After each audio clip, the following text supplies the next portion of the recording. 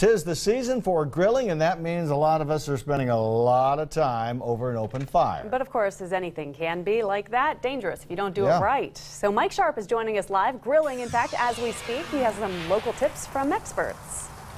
That's right. It's really hot outside, and when it's this hot, what a lot of people, including myself, like to do is take our cooking outside because it keeps your inside clean and it keeps your inside cool. Well, when you're cooking over an open fire like I'm doing right now, you can see a lot of bad things can happen, but there are some simple things you can do to make sure that your home and you are safe. So I got some tips from a local fire marshal.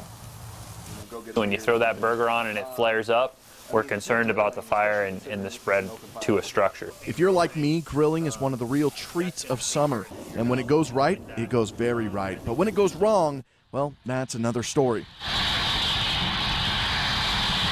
Boise's Deputy Fire Marshal Romeo Gervais says when you're dealing with live fire and flammable gases, you're dealing with a whole lot of danger. I think we've all seen kind of that woof when you get it ignited, and that can certainly take off eyebrows or hair or cause injuries or light your house on fire. And that's why Gervais says site selection should be step number one. You should keep yourself and your grill at least 5 feet from your home or other flammable materials.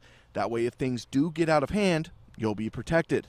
The next step, if you have a gas grill, is taking a look at your tank. A little superficial rust isn't too much to worry about. Actually, what we've seen a lot more problems with is than the tanks themselves is actually the hoses and the fittings.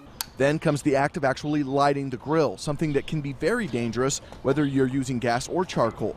Gervais says if the gas doesn't light up quickly, instead of just adding more, you should give it time to dissipate before you try again. Because what's happening is that propane is accumulating in there. Once you do get that fire lit, Gervais says it's smart to have utensils with long metal handles to keep your hands out of the fire. And if the greases do start building flames, it's smart to keep a hose or fire extinguisher nearby.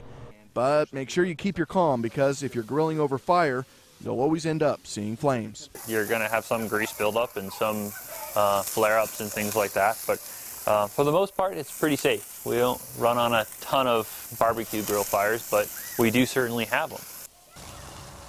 The most important thing that Gervais told me was the fact that you do really want to keep your grill at least 5 feet away from your house. We've all been grilling before, and we have that moment where the fire starts jumping up a little bit higher than you want.